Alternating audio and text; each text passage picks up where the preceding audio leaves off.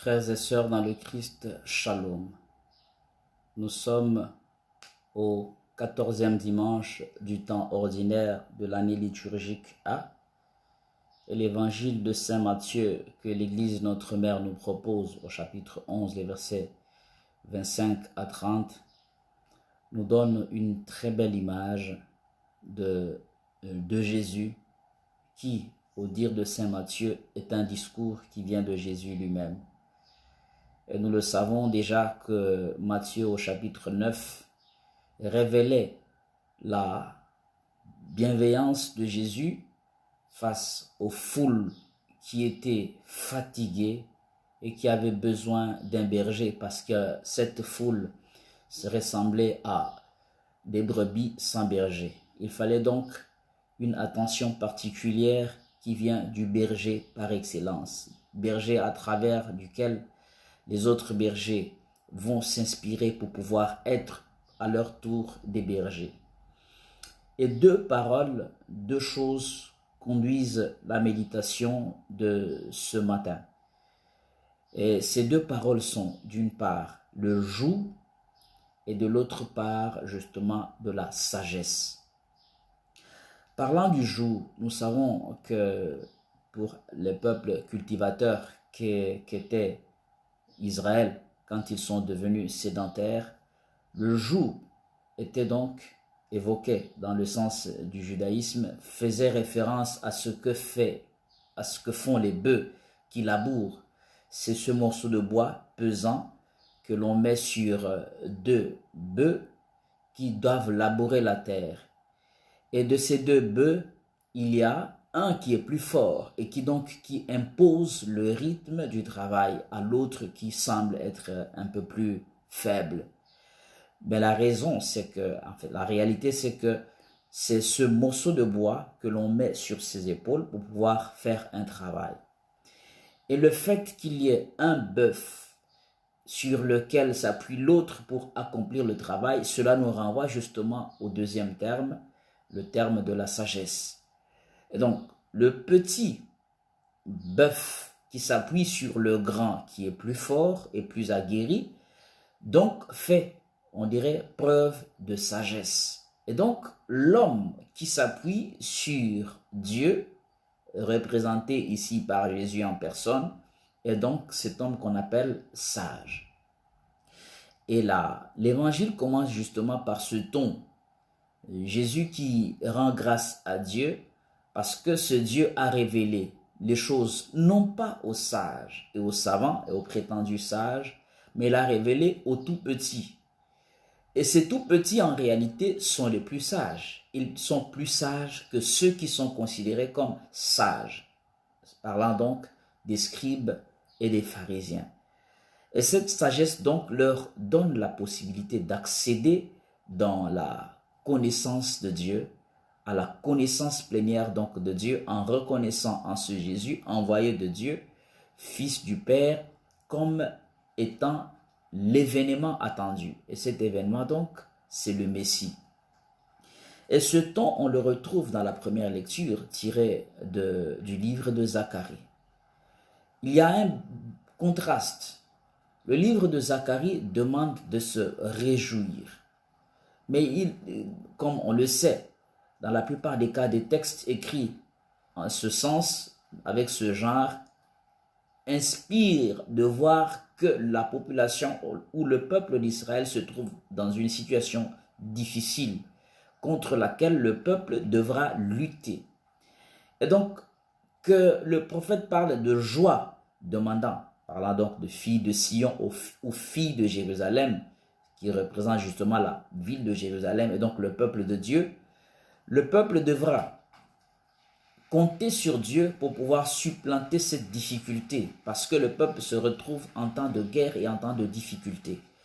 Et donc celui qui viendrait, ce roi qui viendrait, ce Messie qui viendrait, serait donc celui qui apporterait la paix. Et cela nous plonge justement au terme de la sagesse pour reconnaître ce Fils de Dieu comme le Messie tant attendu. Et le Messie qui doit venir a deux images. Le texte de la première lecture nous donne l'image de ce Messie roi. ce Messie roi qui viendrait apporter la paix et la justice. C'est un ton que nous voyons aussi dans le psaume 71 ou 77. Mais aussi, derrière cette image du Messie se trouve l'image que nous donne le prophète Isaïe. Isaïe chapitre 50, à partir du verset 4 et 6. Le Messie, serviteur. Aussi Isaïe 53, verset 7. Ce Messie, serviteur.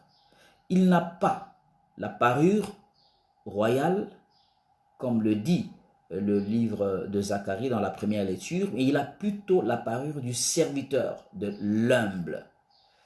Et justement, derrière cette image de l'humilité, se trouve la grandeur de ce Dieu qui vient soulager son peuple parce que s'humiliant, humilité vient de humus du latin, qui signifie sol, terre, il prend la place de la terre pour donner la possibilité à ceux qui sont par terre d'être élevés.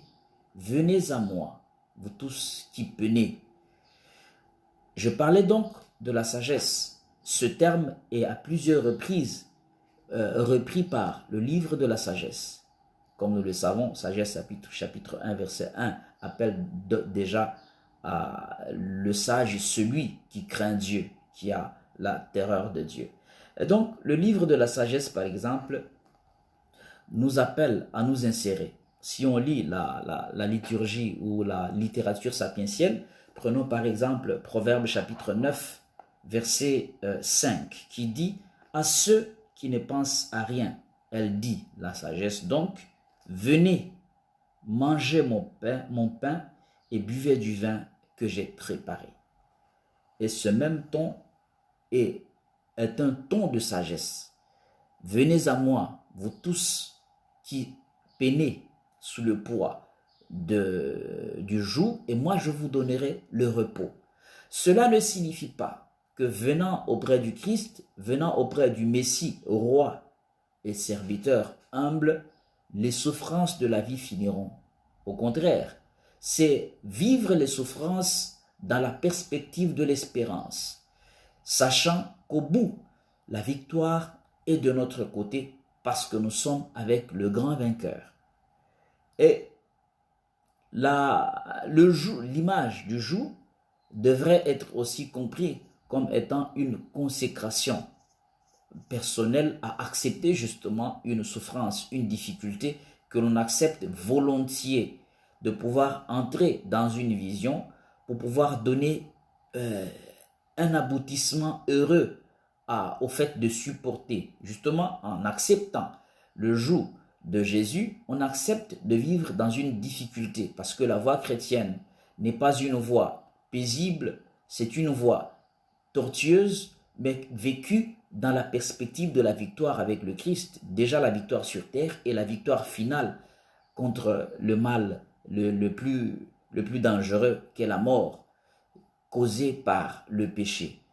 Et donc, beaucoup de textes nous inspirent d'entrer dans cette sagesse de Dieu en reconnaissant ce Jésus comme étant le Messie avec toutes ces images qu'ils peuvent comporter, mais en réalité, avec la plus grande de toutes les images, ce roi humble et serviteur de tous qui entre en jeu pour pouvoir donner la vie à l'humanité entière. Et donc, nous sommes appelés aujourd'hui à pouvoir être des hommes et des femmes sages qui se mettent au pied de la terre pour pouvoir entrer dans la grandeur de Dieu qui se révèle à nous comme Dieu serviteur et Dieu humble.